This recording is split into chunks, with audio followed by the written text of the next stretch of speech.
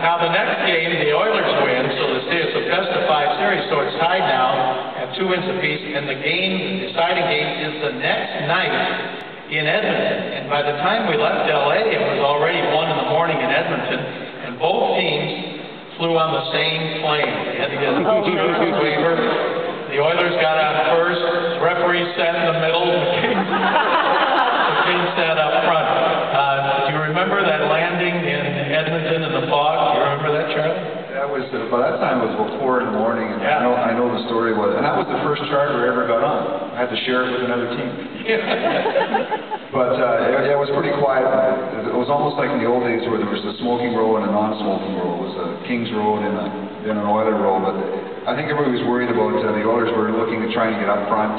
And then obviously the Kings was our flight, and we were going to sit up front and had to go through customs. There was always that threat of customs accidentally holding us up a little bit longer. By that time, it was like 4 in the morning by the time we got to the hotel.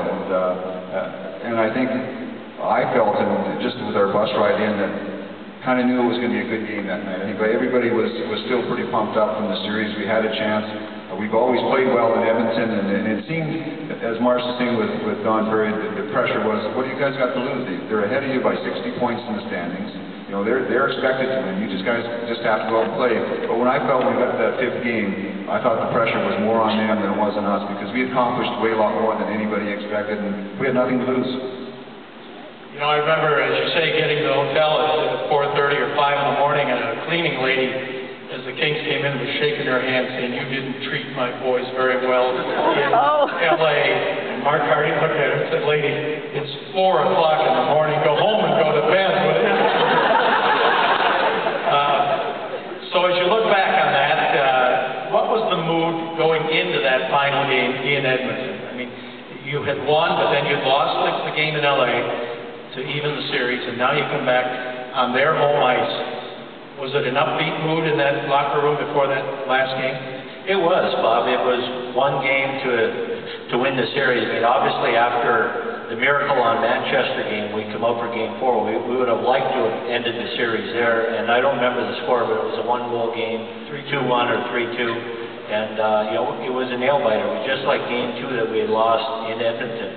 But we were believing in ourselves, and there was a lot of energy with our club, despite the fact that we didn't get up there till 4 in the morning. And really, when we got into Game 5, and that was a 5-game series in those days, it was no contest. I mean, we started right out of the chute. I think Charlie scored early, and we had a 7-2 lead. And I think it was a 7-4 final to win that series. Yeah, it was. It was a great win.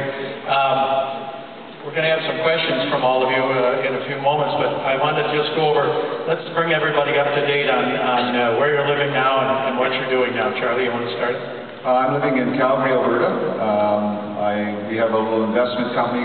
We try to find companies to help partner up and turn them around. Right now we have a refrigeration showcase company. We have a little bit of oil, gas, and oil. And I was doing broadcasting in Phoenix for 9 years, went up to Calgary just to join the business world, which is not all cut out as it's supposed to be, but we've got to work hours. And fortunately, I was contacted by Sportsnet up in Canada, so I'm also doing about 40 games for Flames TV and Rogers Sportsnet. So I get to come back and watch the Kings and watch a lot of hockey, plus do work. So I've got the best of both worlds. My wife, Jody, is here with her. We have Austin and Jake, and my older daughter is in Atlanta, so everything's good for me. All right, Marcel, up in the Buffalo area, retired in 1989, the next day that I knew my career was over. I was at work. I have a look back. I've been on my own for 20 years. Done many adventures in business. I never stayed away from the game. Got involved with the game indirectly, but kept in touch. Last 15 years, I have a sports marketing company. I can tell you that I see a lot of players. I've been in contact with everybody. I do events with Charlie, call him, we do things together. I know Davey's still in hockey, but a lot of guys, a lot of Hall of Famers will call me for things that they're looking for, some research, events they're doing, corporations. And I'll tell you, I'm very, very blessed. I get the opportunity to go back east. I played junior hockey at St. Catharines. I met my wife there in Ontario. I have never left the area. And like you said, I live in Buffalo, live in New York. When I retired for 7 years, I've been in Buffalo for 15 years. I go cross-border. And again, blessed to be part with all my friends. I never shied away. I accepted what my fate was in the game. I didn't win a cup. So we're the two guys here, but life goes on. I'm reminded. At the same time, my young brother won the Stanley Cup with the Montreal Canadiens in 1993. Great, eh? They're playing the Kings. Believe this? No choice.